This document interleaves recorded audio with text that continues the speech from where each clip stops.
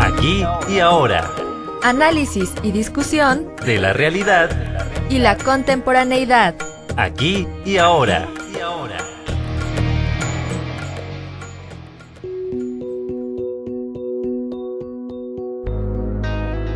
Después de un año convulsivo y perturbador en muchos de los estados del país, resurge un tema transversal a todos los acontecimientos que protagonizó la movilización social de todos los sectores que la protagonizaron, la transparencia y la rendición de cuentas.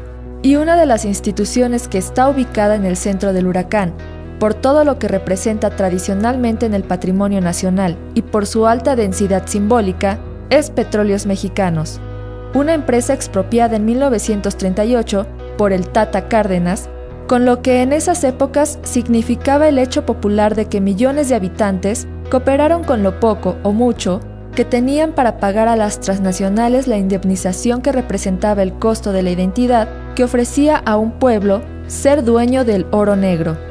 No obstante, en el transcurso de la segunda mitad del siglo XX y a pesar de ser el motor desarrollista de la demagogía de 71 años de dictadura perfecta y de un priismo corporativo, el sindicato petrolero fue el baluarte de la corrupción entre los trabajadores y los líderes afiliados. Fue un ejemplo de control despótico y autoritario que se replicó rápidamente en todos los sindicatos charros de las grandes organizaciones públicas. Desde esta perspectiva histórica, es muy importante hacer un ejercicio de memoria colectiva en estos momentos de incertidumbre y confusión para desentrañar algunos signos, claves e indicios del porqué de la crisis de las instituciones del Estado y de la descomposición del tejido social, que este magma de saqueos y asesinatos hace que caminemos sobre un cementerio de tumbas clandestinas. Con el trabajo de Ana Lilia Pérez, Camisas Azules, Manos Negras y con su inminente exilio, las investigaciones del gran negocio de la verdadera delincuencia organizada y sus pactos de impunidad nos exige de manera urgente un IFAI que verdaderamente esté de parte de la ciudadanía, que como un derecho inalienable exige cuentas claras. Hoy, en Aquí y Ahora, rendición de cuentas y sociedad civil. Buenas noches, estamos en Guam Radio 94.1 FM en el programa Aquí y Ahora. Yo soy el conductor del programa, Raúl René Villamil Uriarte, y hoy tenemos un programa que nos viene como anillo al dedo, sumamente central para las cosas que se están dando en este país, y es el tema de rendición de cuentas y sociedad civil, con nuestro invitado de lujo, Omar Manríquez. Omar, muchas gracias. Muchísimas gracias por estar aquí. Al contrario. Omar, por favor, preséntate. ¿De dónde vienes? ¿Quién eres? ¿Qué haces? ¿A qué hora sales al pan? Muy bien. Bueno, buenas noches. Un saludo muy cordial a tu amable auditorio. Vamos a presentarnos. Mi nombre es Omar Manríquez, soy maestro en Ciencias Sociales por la Facultad Latinoamericana de Ciencias Sociales y licenciado en Ciencia Política y Administración Urbana por la Universidad Autónoma de la Ciudad de México. Actualmente estoy cursando estudios de doctorado en Estudios Sociales en la Universidad Autónoma Metropolitana en el plantel Iztapalapa. Y bueno, lo que nos convocó el día de hoy es hacer una charla muy amena de estos temas que a todos nos preocupan, más que nada por la coyuntura que estamos viviendo hoy de descomposición de las instituciones, sobre la que esperemos sacar algunas propuestas y algunos escenarios futuros, ¿no? Y a ver cómo vemos el problema. Mira, la investigación que ahorita pongo en tus manos, la publicación de este texto en el compendio que hizo el canal del Congreso, obedece a un proyecto que inició en la Universidad Autónoma de la Ciudad de México desde una inquietud de abordar el tema de la rendición de cuentas, pero desde un enfoque complementario a los estudios institucionales. Es decir, nos tomamos la libertad de ampliar la observación hacia el trabajo que hace la sociedad civil, los movimientos sociales, los mecanismos de Contraloría, los diversos mecanismos de participación con los cuales la sociedad civil se integra para la vigilancia y monitoreo del gobierno, de sus políticas, pero también más allá, ¿no? En los momentos coyunturales en los que pues los mecanismos institucionales no llegan a funcionar adecuadamente. Entonces, este trabajo que realicé en coautoría con una compañera de la Universidad Autónoma de la Ciudad de México, Ileana Rendón, nos abocamos precisamente a hacer una investigación de lo que es el tema de los medios de comunicación y las elecciones. Tengo en mis manos el texto. El libro se llama Reflexiones y Propuestas Ciudadanas sobre el canal de televisión del Congreso de la Unión. Y parece ser que hubo un concurso, segundo concurso de ensayo 2012, Elecciones y Democracia, el papel del canal del Congreso, y ahí obtuvieron ustedes con su investigación el primer lugar, ¿verdad? Sí, así es. El primer lugar, y el trabajo se llama El canal del Congreso en la transmisión pública y la transparencia del quehacer legislativo, fortalecimiento de la evaluación social en el desempeño legislativo y la calidad de las campañas electorales en la democracia mexicana. Así es. ¿Cómo se les ocurre la investigación? ¿En qué estaban pensando? ¿Por qué echar a andar una investigación de este tipo? Sí, mira, como te comentaba, este último, el más reciente trabajo en el que se elaboró, partía de esos supuestos, ¿no? En el cual nosotros veníamos trabajando, ¿no? Que es observar la sociedad civil y cómo a través de sus acciones fortalece o trata de incidir en los mecanismos de rendición de cuentas a nivel institucional. Entonces, este es el cuarto trabajo en el cual participé. Tengo otros anteriores a estos 2-3 trabajos que también fueron premiados, uno por parte de la Auditoría Superior de la Federación, que trabajó el tema de la rendición de cuentas cosmética en Pemex. Después viene un trabajo que fue premiado por la COMAIB, la Conferencia Mexicana. A ver, déjame detener un poquito en este trabajo, porque creo que es muy interesante que nos cuentes los antecedentes de esta investigación, ¿no? Hay como lo que le llamamos una especie de pretexto, ¿no? Okay. Antes de este último texto. Entonces, este pretexto ya es una investigación que trata de entender cómo se maquillaron las cuentas en Pemex. Ajá. Sí. ¿Y de qué hablan? Este trabajo de la auditoría abordó el tema de la corrupción en Pemex frente a la propuesta de la reforma energética del 2008. Entonces, lo que hacíamos en este ensayo, que precisamente como tú señalas, el pretexto para hacer esta investigación es ver de qué manera los mecanismos que se han implementado como controles al interior de Pemex y hacia el exterior, los controles parlamentarios que realiza la Auditoría Superior de la Federación, ver de qué manera estaban dando resultados y ver este contraste frente a la propuesta del Ejecutivo Federal, que en aquel entonces era Felipe Calderón. Entonces nos dimos a la tarea y pues lo que nos arrojó esta primera investigación fue que realmente cuando observas la variable corrupción, te das cuenta de que no ha habido ningún cambio de lo que se hablaba, por ejemplo, en los 70s del modelo autoritario, ¿no? De que era una administración muy discrecional y vertical, ¿no? Que sin algún tipo de contrapeso. Lo que nos dimos cuenta es que hay demasiados casos de corrupción y que pareciera que fueran parte del funcionamiento regular de Pemex, ¿no? Entonces hay diversos controles, se implementan los testigos sociales, las licitaciones públicas, los mecanismos de Contraloría Interna de Pemex. Pero lo que sigue existiendo detrás de esta metodología o controles del gasto, de las inversiones, de las compras en Pemex, sigue existiendo un gran cuatismo, ¿no? Un gran compadrazgo, una concesión de contratos a amigos, a familiares, a gente que de alguna u otra manera ya tiene armado el negocio y simplemente se pasa por una especie de simulacro o de simulación, ¿no te parece? Sí, precisamente. Encontraron eso, me supongo, ¿no? Ajá. Sí, precisamente. Ustedes hicieron una investigación no corrupta, ¿no? Sí. Totalmente clara, ¿no? Claro, sí. Lo que descubrí en esta investigación es que pues las agencias que están encargadas de ejercer los controles son precisamente las que están, por así decirlo, capturados. Es un término que se utiliza mucho. Sí. Y por la observación de ver cómo la transparencia se convierte más bien en una opacidad que permite. Mi padre trabajó 30 años en Pemex. Entonces, él era auditor de Pemex. Y algo conozco de todo eso. Del tema, claro. Sí, por supuesto. Sí, entonces, como te comentaba, el concepto de rendición de cuentas cosmética viene calzando muy bien porque realmente se han establecido diversos mecanismos de control con varias etiquetas Sin embargo, esto es recurrente, la corrupción es parte del funcionamiento estructural. Y entonces, frente a la reforma de Calderón, cuando se le hace un análisis al texto de las iniciativas, pues realmente no había mucha incidencia en este flagelo, ¿no? Y ahora que ya después de la implementación de la reforma que entró en 2009,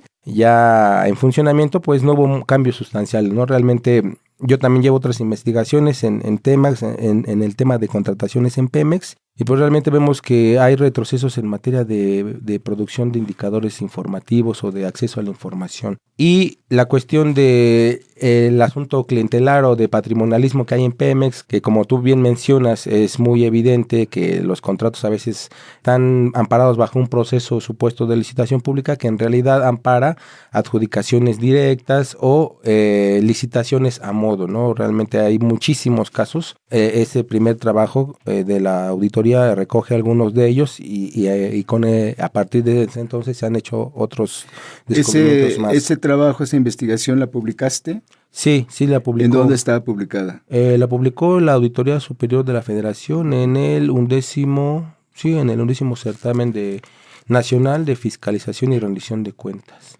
Ahí está. Y pues lo que veíamos es que la sociedad civil hacía un planteamiento de cuestionamiento a este tipo de reformas porque realmente no se atacaba frontalmente a la corrupción, la cual ya cuando alcanza niveles estructurales, como lo han señalado muchos autores como Rose Ackerman, entre otros, pues es difícil que tenga una salida institucional, una solución. Porque también está este libro que se hizo muy famoso de una investigadora sobre Pemex y sobre toda la corrupción que hay ahí, que tuvo que salir exilada. Ajá, sí, Ana Lilia Pérez. Ana Lilia Pérez, ¿verdad? Uh-huh, y ¿cómo se llama el libro? Camisas negras, ¿verdad? Camisas azules, manos negras. Exactamente. Ajá. Ese texto me parece que está en el tono de la investigación que ustedes hicieron, ¿verdad? Ana Lilia Pérez además usa una metodología interesantísima en donde denuncia el gran hoyo económico que dejaron en Pemex las anteriores administraciones y esta, ¿no? Claro, un aspecto muy importante. Denuncia al sindicato. Cierto. A Romero de Champs, ¿no? Exactamente, y la complicidad que hay entre, por ejemplo, el órgano jurídico de Pemex y muchos de los empresarios o cuates que se insertaron en el panismo para acceder a licitaciones y con el control que se tenía de la entidad jurídica, pues no se llegaba a beneficiar finalmente en las decisiones, en los juicios a Pemex, ¿no? Y otra cosa muy importante que destacas del trabajo de Ana Lilia Pérez es la metodología en la cual hay un gran componente del acceso a la información. Ella utiliza en buena medida la herramienta que permite el artículo 6º constitucional del derecho de acceso a la información pública y con ha logrado pues tener acceso a una gran cantidad de material que es analizado, porque Pemex, yo también me dedico un poco a esta cuestión de la solicitud de información y del análisis de la información que presenta Pemex. Es difícil a veces obtener conclusiones a la primera vista, ¿no? Hay que trabajar muchísimo esta información, pero sin embargo... Adentrarte en los archivos, claro, sí, hacer una investigación histórica. Muy a fondo, sí, ¿verdad? Porque los datos realmente, cuando te los presenta Pemex... Todo cuadra, ¿no? Sí, todo cuadra, pero vienen las cifras agregadas, entonces tienes que desagregar las cifras, revisar los ejercicios, contrastarlos contra la cuenta pública, ver de cuánto fue el presupuesto para cierta licitación, finalmente cuál fue el que se ejerció, cómo se cumplieron en tiempo los procesos, los procedimientos para la licitación y ver qué faltó, si hubo, fortaleza financiera de la persona moral o de la empresa o corporativo a la que se le licitó. Todas esas cuestiones, ¿no? Es ahí donde el trabajo de muchas periodistas, entre ellas Ana Lilia Pérez, Nancy Flores, también muchos del equipo de Contralínea, de Proceso, de Índigo también, sí, han descubierto que realmente la corrupción es endémica, ¿no? Es un factor estructural. Y bueno, nosotros también con un poco de este trabajo también de solicitud de información también nos hemos dado cuenta que pues la discrecionalidad para clasificar información y decir cuál sí, cuál no va a tener la calidad de pública, pues ha sido un problema también recurrente en Pemex, algo en lo cual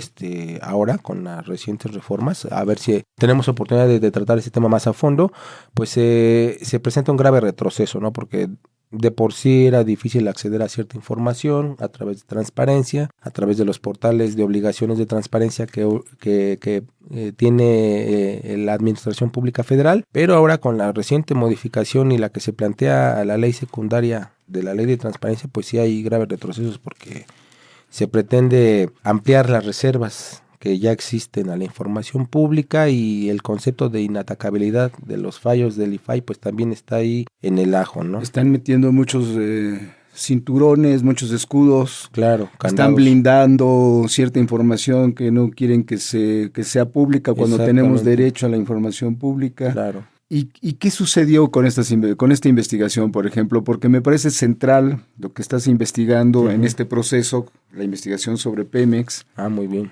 Pero ¿qué sucede con estas investigaciones? ¿Nada más se publican y ya? No, forman parte de, como te comentaba, este trabajo del 2011 de la auditoría. Bueno, precedió a la investigación que también se llevó en la tesis, ¿no? Que ya va más enfocada a ver cómo la sociedad civil incide en estos mecanismos de control y regulación del poder.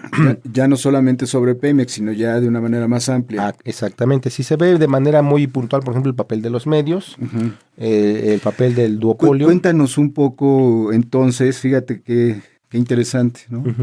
Se meten al núcleo de la corrupción de la institución pública por excelencia que es Pemex, el que fue llamado durante muchos años el motor económico de este país. Descubren algo que era un secreto a voces, que Ana Lilia Pérez, que Proceso, que muchas revistas ya lo vienen trabajando sistemáticamente denunciando las corruptelas, y luego caes de frente con los medios masivos de comunicación, con el duopolio y con todo el manejo de transparencia, ¿sí? Que se puede hacer desde esta lectura que ustedes están trabajando. Sí.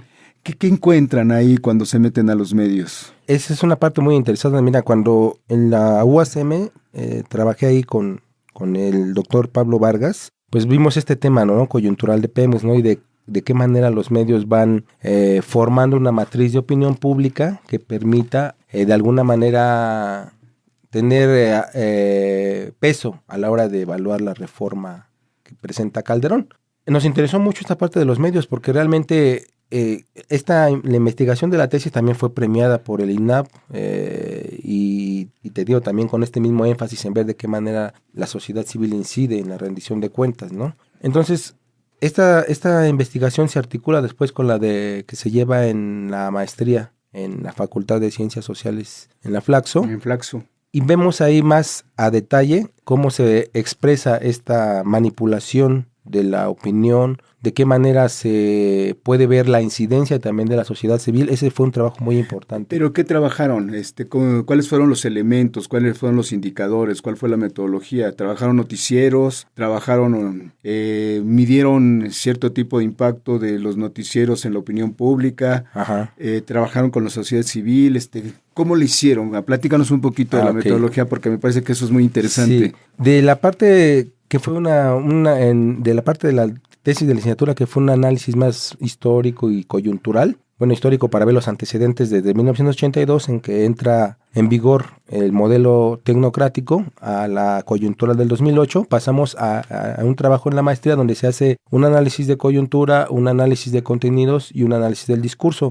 Con esto lo que logramos es que en relación a los medios. Exactamente, se monitorea los sondeos desde el 2005, los sondeos de opinión pública que se vienen publicitando con mayor fuerza, los que utiliza el gobierno para justificar la reforma. Se revisa también los medios de comunicación, cómo recogen y cómo forman la matriz de opinión pública, y también se ve la incidencia de la sociedad civil en el análisis de la comunicación, tanto de la comunicación política, como responde el discurso desde el gobierno a los cuestionamientos de la sociedad civil, como también la sociedad civil impacta en los contenidos de este discurso público. Como nosotros pudimos medir a través de una ecuación que se desarrolló en este trabajo, de qué manera la sociedad civil amplía el contenido del discurso público, se amplía la cantidad de actores, de temas, y de la cuestión de lo político. Se lleva más allá del campo acotado en que lo presenta el gobierno, ¿no? Por ejemplo, para ser puntuales, el diagnóstico situación de Pemex que presentó la Secretaría de Energía, que fue el que fundamentó la reforma energética, pues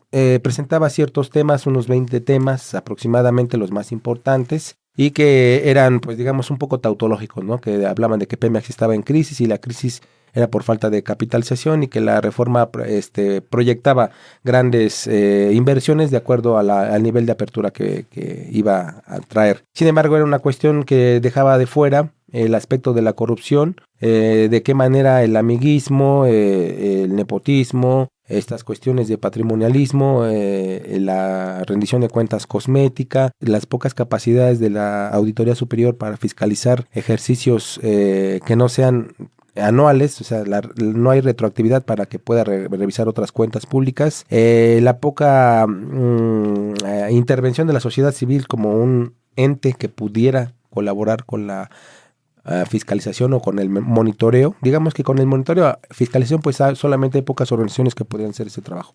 Entonces nosotros vimos esta cuestión de que, bueno, si la reforma no presenta estos temas, si no considera el papel de la auditoría importante, si no hay una ataque frontal a la corrupción desde los flagelos, ¿no? Desde el momento en que están implicados directivos, familiares de presidentes, secretarios de gobernación, el caso Muriño nos dice muy bien de ello. Felipe Calderón también tuvo ahí un poco de malos manejos con las decisiones públicas que perjudicaron el patrimonio. Sí, claro, perjudicaron y muy pegado en esa época a industrias petroleras españolas, ¿no? Claro, a Repsol. Estaban trabajando todo este convenio, este gran puente que se estuvo haciendo durante muchos años entre Repsol y Pemex, ¿no? Sí, a espaldas de la opinión pública, del conocimiento específico, verídico, abierto de cuáles eran realmente los negocios, ¿no? Exactamente, uno de los casos más importantes. La cuestión de los buques petroleros, exactamente, ahorita me está viniendo a la memoria del Señor de los esto, Mares, que era un buque chatarra que se compró a precio, a sobreprecio de cualquier buque que se hubiera comprado en el mercado nuevo, ¿no? Es de los casos, me parece que en este caso estaba formada una red de tráfico de influencias en los que estaban también los Vibriesca, ¿no? Los hijos de Marta. Y el caso, exactamente, y el caso famoso de la licitación del gas de Camisea, Perú, para Manzanillo, en el cual se terminó suscribiendo un contrato de manera discrecional, adjudicado directamente, en el cual se pagó un sobreprecio de aproximadamente de 16 mil millones de pesos. Una cantidad nada despreciable, ¿no? Y claro, ves igual a este tipo de mecanismos discrecionales, ¿no? En los cuales se hace una licitación a modo o se simula una licitación y ya están pactadas las...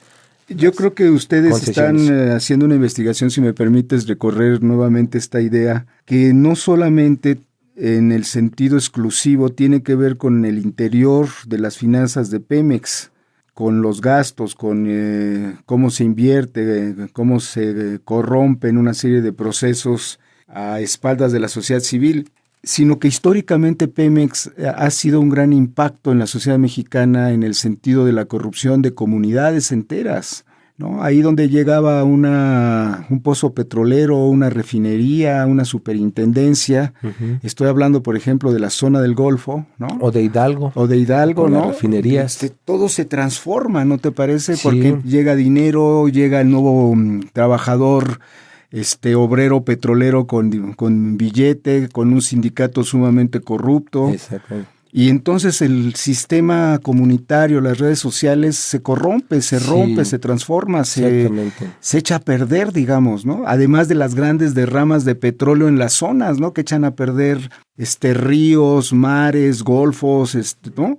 Yo he sido testigo de cómo se ha echado a perder toda esa zona o esa sonda del Golfo, Minatitlán, Coatzacoalcos, Veracruz. Claro, la lucha de los 400 pueblos, ¿verdad? Deriva de parte de... Bueno, entonces creo que ustedes están trabajando una gran tragedia nacional como sociólogos, como investigadores de la corrupción, de la democracia, de la transparencia, pues nos están dando también una serie de datos de por qué las cosas se cayeron como se están cayendo ahora, ¿no te parece? Claro. ¿Y qué está sucediendo entonces, desde tu punto de vista, con Petróleos Mexicanos actualmente? Sí, retomando el señalamiento que haces, esta ausencia de controles efectivos, tanto desde las instituciones como desde la sociedad civil, ha tenido sus efectos adversos, ¿no? El impacto positivo de Pemex a nivel de las finanzas públicas se ve reflejado en el Producto Interno Bruto, ¿no? Cuando crece Pemex, pues sí, hay un crecimiento de la economía a nivel macro, pero no se refleja en un bienestar para las comunidades, porque precisamente como tú lo señalas, la ausencia de mecanismos o de una entidad que sancione los daños ambientales, por ejemplo, por decir de alguna manera, ha permitido que se tengan todo este tipo de efectos o de externalidades, como se le llama en términos económicos, ¿no? Por ejemplo, el caso de Hidalgo me lo tomo ahorita muy en cuenta porque cuando se empieza a hacer el desarrollo del corredor industrial ahí, me parece... Y curioso, de ahí viene una gran parte del gabinete actual en el gobierno, ¿verdad? Sí, todo el grupo de Hidalgo. De Hidalgo. ¿No? Pues sí, pasa esto, ¿no?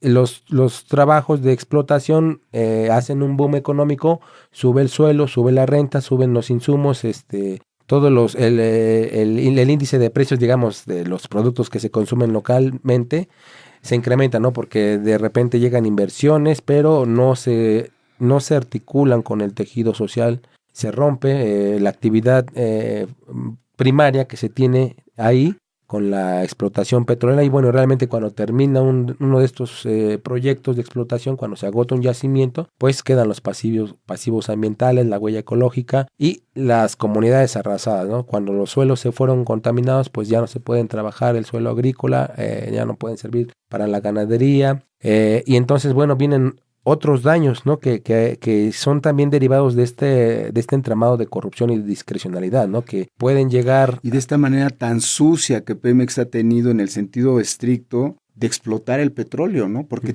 llegan, ponen la refinería o perforan un pozo y todo lo ensucian alrededor, ¿no? No tienen una mirada ecológica de cuidado del ambiente, de cuidado de los recursos, sino ellos sacan el petróleo y lo demás no les interesa. Sí, ha sido una política de sobreexplotación del crudo realmente para aumentar la plataforma petrolera, que bueno, si hacemos un análisis muy minucioso, veremos que no el simple hecho de que aumente la plataforma petrolera no se traduce inmediatamente en bienestar para la población general, porque realmente pues incrementar la plataforma petrolera se traduce en ingresos, mayores ingresos para las finanzas públicas, pero si se manejan discrecionalmente, lo que estamos creando es solamente pequeñas fortunas para algunos funcionarios y empresas, entonces ese es un gran problema. Estamos terminando la primera media hora de nuestro programa, vamos a dar paso a que la gente nos hable por teléfono, nos mande un correo electrónico, se comunique con nosotros por las redes, por Facebook y por Twitter. Estás escuchando Aquí y Ahora. Guam Radio 94.1 FM. Contáctanos. Escríbenos en nuestras redes. Twitter, @Guam_FM. Facebook.com/Guam Radio. O al correo guamradio@correo.guam.mx. O comunícate al teléfono 5483 4094. Aquí y ahora. Aquí y ahora. Continuamos.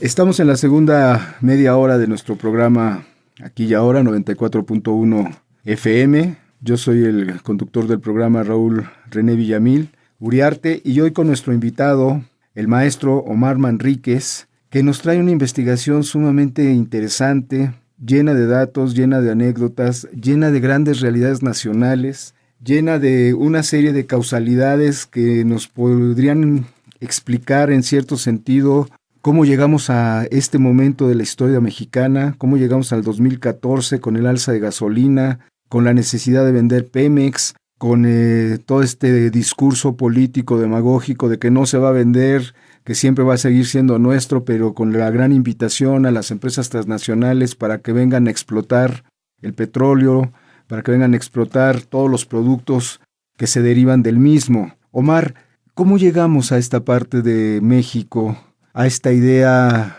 petrolera que ahora se trabaja en el poder? ¿Cómo lo vislumbras tú, un investigador que ya se metió a la historia de Pemex, a los medios masivos de comunicación, a las maneras de vender una imagen petrolera, a cómo convencer a la sociedad civil de ciertas cosas? a esto que nos dices, que no se ha desarmado desde dentro de la institución petrolera por excelencia mexicana, que es la gran corrupción, el compadrazgo, la verticalidad, el autoritarismo? ¿Qué sigue? ¿Qué sigue en tu investigación que ahora planteas? ¿Qué datos encontraste? Apórtanos un poco de luz, ¿no?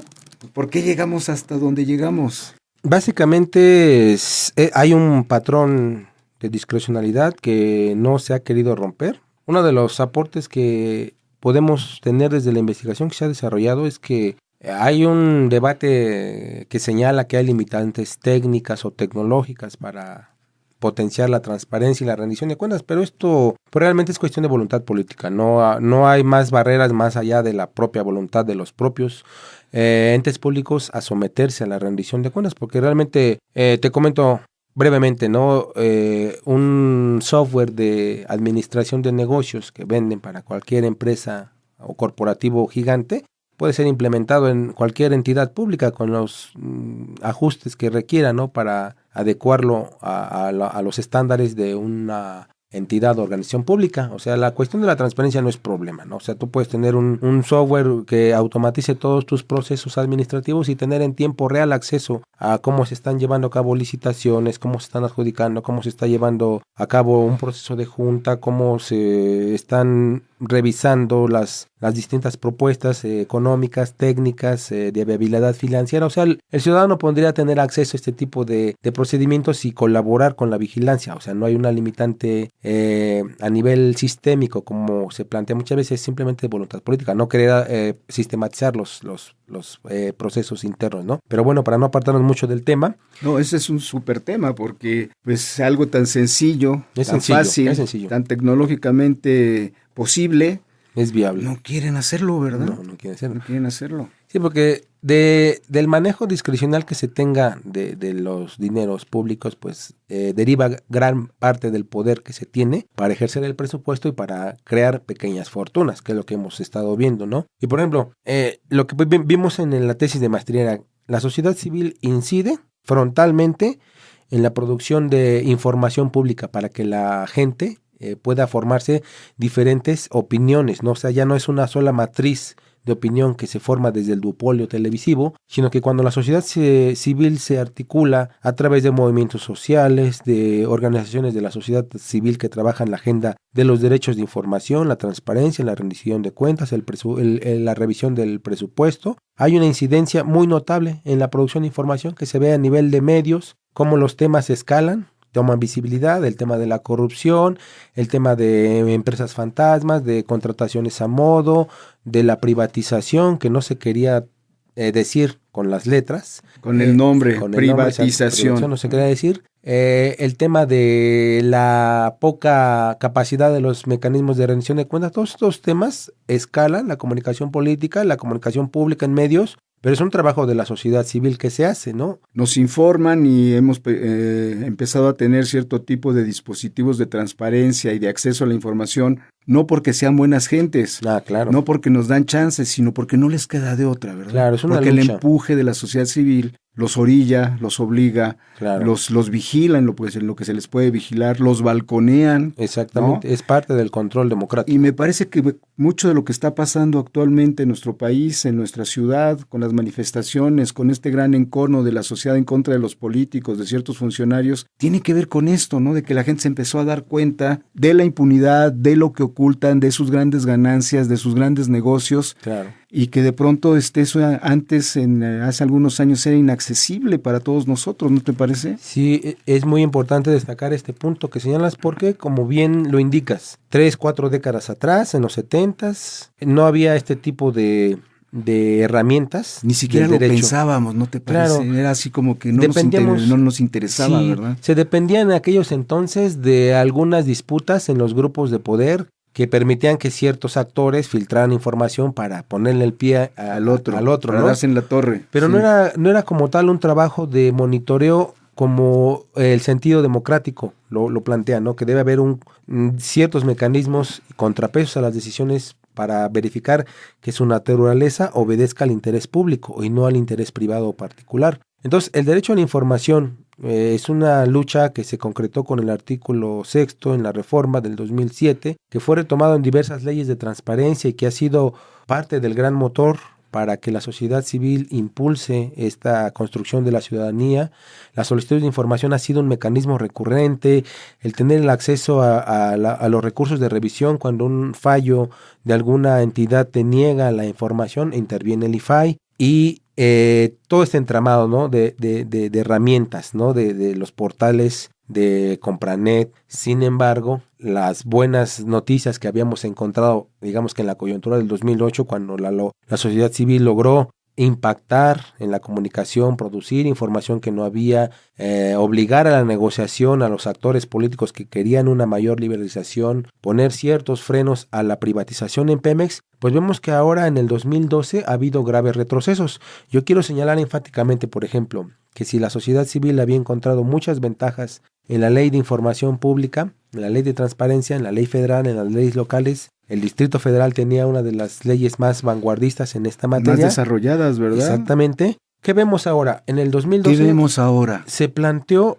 una reforma para que los fallos del IFAI no fueran definitivos, ¿no? Que se planeaba que la Suprema Corte, Presidencia y otras entidades pudieran, con el pretexto de la vulnerabilidad a factores económicos, a la estabilidad financiera, seguridad nacional. Seguridad nacional usan mucho, ¿verdad? Para guardar información, encapsularla durante 15, 20 años o 50 años. Ahorita son 12 años, ¿no? Pero ahora pues son 12 años que digamos tiene como límite la ley, pero todavía se puede ampliar más el proceso, ¿no?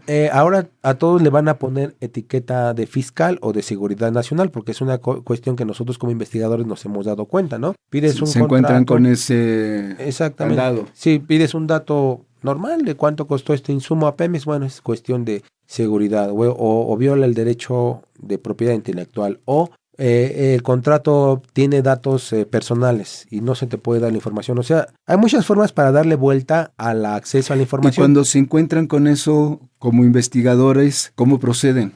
Se procede a solicitar un recurso de revisión. Ahí es donde los comisionados del IFAI tienen su papel como controladores, ¿no? Revisan que la decisión, por ejemplo, en este caso de Pemex, cuando dice Pemex, no te podemos entregar esto porque tiene datos personales o porque contraviene el derecho de propiedad intelectual, ¿no? Entonces entra el IFAI, los comisionados ponentes revisan el caso y bueno, muchas veces o la mayoría de las veces fallan a favor del solicitante, ¿no? Ya sea un ciudadano, una asociación civil, un periodista, ¿no? U otra entidad de fiscalización, que pudiera ser la auditoría o que pudiera ser otra, o la Secretaría de Función Pública. El problema es que ahora con el planteamiento que se hace para la reforma a la ley secundaria de la ley de transparencia se plantea 13 nuevas modalidades de reserva y entonces la cuestión de la inatacabilidad de los fallos del IFAI vendría a echar por la tierra, o sea, si se acaba con eso, echaría por tierra toda esta construcción ciudadana que se ha hecho del derecho a la información.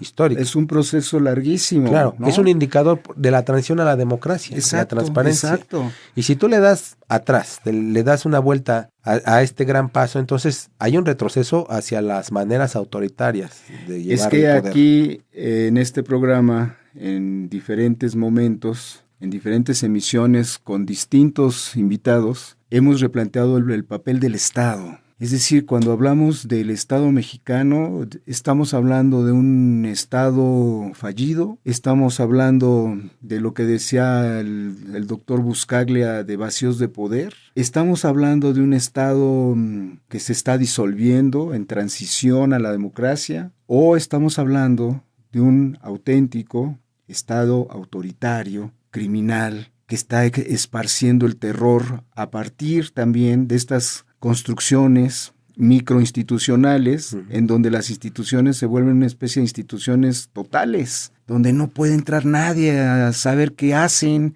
cómo proceden, todo está amparado en el secreto, en la seguridad nacional, en cuestiones que le impiden a la gente, a los investigadores, a cualquier persona, saber cómo operan las instituciones económicas, políticas y públicas en este país. ¿No te parece que estamos hablando también de otro Estado, un Estado que regresa al conservadurismo, claro, que regresa a la fuerza, que regresa a la violencia, al control, ¿no? Exactamente. Qué bueno que pones el énfasis en esta cuestión, porque mucho se ha hablado del tema del Estado fallido, ¿no? Y es una tesis que hay que revisarla con mucho cuidado, porque cuando tú revisas el presupuesto que ejerce el Estado, te das cuenta de que de débil no tiene nada. No fallaron en nada, ¿verdad? Sí, que no tiene nada, claro. O sea, tienen muy claro el proyecto autoritario, ¿no te parece? Exactamente. Por ejemplo, te menciono un dato. Sí. Para el primer año de gobierno de esta administración, se han gastado alrededor de 10,000 millones de pesos en publicidad. 10,000 millones de pesos. Eso no es un Estado débil, ¿no? No, es un estado hijo de su... que tiene otras prioridades, ¿no? Es un Estado que tiene otras prioridades, no que es débil, ¿no?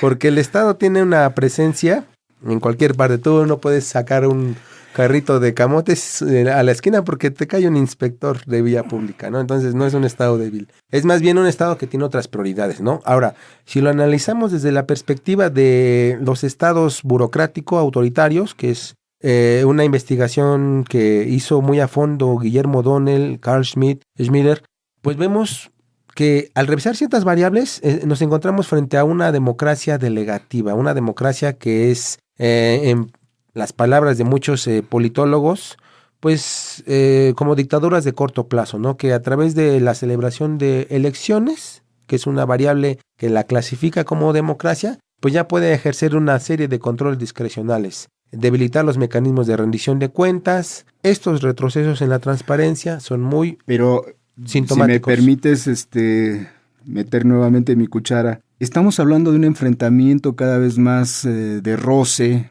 cada vez más tosco, cada vez más áspero entre los progresos de la sociedad civil en pos de la transparencia y la democracia, en contra de un Estado duro, fortalecido en cierto autoritarismo, en donde cada vez cierran más canales de participación social. Uh-huh. Me parece que esas son muchas de las cosas que se están dirimiendo en las plazas públicas, en el Zócalo, en las manifestaciones, ¿no? Cierto. Ahora con el gran tema que es Ayotzinapa, que es Tlatlaya, uh-huh, con lo que acaba de pasar ayer en Michoacán, ¿verdad? Con el asesinato del hijo de Hipólito Mora, cierto, ¿no? Pero de lo que estamos hablando y permanentemente se dice de otra manera, pero se dice, es que, por ejemplo, Alfredo Castillo no le rinde cuentas a nadie, es un virrey y actúa directamente para la gente que lo puso ahí, para sus patrones. No le interesan las demandas sociales del Estado, ni la conformación cultural, política, histórica que tienen estas comunidades de base, ¿no? Lo vemos también en Guerrero, ¿no? Históricamente Guerrero está pidiendo otro proceso ciudadano distinto en donde la gente pueda participar, se le haga caso, no sea tan corrupto, no se haya degradado tanto la participación como la llevó a cabo el PRD, o sea, sin partidismos, PRD, PRI, PAN, Partido Verde, el que quieras, uh-huh, están en la lona, ¿no te parece? Claro. Porque no le han dado a la sociedad esto que tú estás diciendo de otra manera muy aparentemente sencilla, ¿no? Pero uh-huh, que ¿te ha costado cuántos años de investigación? Pues estás hablando de la licenciatura, 2010, ¿no? Sí, desde el 2010 que empezamos con el trabajo de tesis, ¿no? Ya se han producido 7 publicaciones que van en este sentido. Algunas ya salieron fuera del país, dos publicaciones que nos hizo favor de coordinar, fundar y que fueron publicadas por GEDISA, y otros 5 trabajos más. ¿Cómo se llaman esos libros? Mira, uno es Derecho a la Información, la visión de los usuarios, publicado, ajá, por GEDISA y por Fundar. El otro es... ¿Tú participas ahí como coautor? Ajá, con Aroa de la Fuente López, investigadora de Fundar, en el, uh-huh, tema precisamente de contrataciones petroleras. El otro es de movimientos sociales en América Latina. Uh-huh. También... Ese sí lo conozco. Ajá. También ahí escribieron, por ejemplo, Felipe Ipe de la Jara, uh-huh, John Ackerman. Uh-huh. Conozco el trabajo de Ackerman, sí. Entonces, sí hay gente muy valiosa de la sociedad civil que participa. Y veo que en este trabajo último que traes aquí, el del Congreso de la Unión, hay algunos artículos también de Javier Steinú, ¿verdad? Ah, claro, sí. Sí, es un trabajo... Uno de nuestros profesores estelares de la UAM Xochimilco, ¿no? Muy sí, reconocido por sus trabajos en los medios, ¿no? Que esta ha sido una parte muy importante que al principio, en el 2010, cuando nosotros estábamos investigando, decíamos, bueno, estas cuestiones vamos a trabajar y publicar, bueno, buscar que se publiquen y que en algunas, bueno, fueron 4 concursos en los que participé, pero con esta cuestión de que, bueno, a ver qué pasa, porque les estamos diciendo el huevo y quien lo puso, ¿no? Sí. A ver qué pasa. Sí, Pero bueno, sí. al menos en estas premiaciones se denotó una voluntad de escuchar otras voces, ¿no? Y que por lo menos... A ver, se nos está acabando el tiempo, fíjate, me decías que cuánto tiempo duraba el programa y Ajá. una hora siempre se nos va rapidísimo, ¿Verdad? porque te empiezas a encarrerar y empiezan a salir más y más cosas y más algo tan interesante como lo que nos estás planteando. Pero a ver, yo quería hacer hincapié en qué significa el premio, porque parece paradójico, parece contradictorio que el Estado mexicano con sus propios recursos, el Congreso de la Unión, ¿no? Sí, De pronto los premie porque sus trabajos son sobre transparencia y están muy bien planteados y denuncian y abren cajas oscuras y sacan al balcón los procedimientos y nos hacen ver claramente de manera científica, ¿no? Cómo estas instituciones están quebradas, están claro. rotas, son sumamente corruptas, ¿no? Y luego los premian. sí. Las mismas instituciones que están aliadas a estas instituciones de una u otra manera. Sí. Instituciones del poder político, del poder estatal, ¿no? Claro. ¿Qué significa que los premian? ¿Cuál fue el premio para empezar? Bueno, es una cuestión que yo la tomaría, bueno, como una especie de autocrítica y que nos habla de que el proyecto democrático... ¿Crees que estos tengan autocrítica? a- ¿Realmente que lo consideras así? Déjame dudarlo, Ajá. ¿no? ¿Tú realmente lo consideras que sí es un ejercicio autocrítico de estos personajes, de estas instituciones? A este nivel de autorreflexión, sí. El problema es que el diseño institucional de nuestro sistema político está elaborado de tal manera en que la sociedad civil no tenga un peso para sancionar la mala actuación de los ¿No gobernantes. te parece también cinismo? Y es paradójico. Que ellos mismos digan, miren, sí, ¿no? Fíjense qué investigación hicieron estos muchachos, investigadores, están estudiando, este cuate es maestro, está estudiando para doctor, esta investigación lleva 4 años, diferentes momentos, en todas muestra que Pemex es un asco, es una bola de gusanos corruptos, X, pero vamos a premiarlo, ¿no? Bueno, digamos que Y han no sido, pasa nada. han sido trabajos en distinta tonalidad. Uno ha sido sobre Pemex, uno ha sido sobre participación ciudadana en el Distrito Federal y el marco de transparencia y participación ciudadana. Otro fue precisamente sobre la incidencia de la sociedad civil en la formación de opinión pública para la justificación de una reforma, y el último fue sobre la transparencia en las elecciones. La cuestión es que estos trabajos trasciendan. Ese es el punto, porque tú como comité que conformas una comisión para revisar un trabajo académico, convocas a especialistas de la sociedad civil. Han estado académicos como Miguel Carbonell, John Ackerman, Susana Sandoval, Javier Steinú, una infinidad de autores que han revisado nuestros trabajos. Este trabajo de articulación de la sociedad civil con los poderes legislativo, ejecutivo, te habla de que hay una cierta voluntad. El problema es que no pasa de ahí. Ese es el problema. O sea, nosotros como estudiantes, después como investigadores, nos damos cuenta que hay una gama amplia de problemas sobre los cuales cuestionar y alzar la voz, ¿no? Por ejemplo, uno de ellos, el primero es decir que estamos en un franco retroceso que ya habíamos adquirido, ¿no? Con la ley de transparencia, con la creación de la Auditoría Superior de la Federación y de sus capacidades. En la sociedad, la capacidad de hacer una crítica objetiva. Pero el problema es que esto no se traduce en sanciones, y ese es el gran problema de México. Lo que comentábamos hace un momento, ¿no? La cuestión de Ayotzinapa, de Tlatlaya, de lo que está pasando ahora en Michoacán, que viene arrastrándose de años atrás. Lo de Ayotzinapa es un problema que viene desde los 40, es un grupo que ha sido estigmatizado. Y que no es la primera vez los reprimen. No es un hecho aislado, exactamente. Hay una historia detrás. Y una memoria colectiva de mucho peso. Exactamente. Con el tema de la guerrilla, con Lucio Cabañas, Genaro Vázquez Rojas. Exactamente. ¿No? Entonces, esto pone de relieve que son problemas que ya tienen muchísimo tiempo y que nos habla de una falla en el diseño institucional, que no hay los suficientes mecanismos para que los partidos se sientan amenazados por la sociedad civil.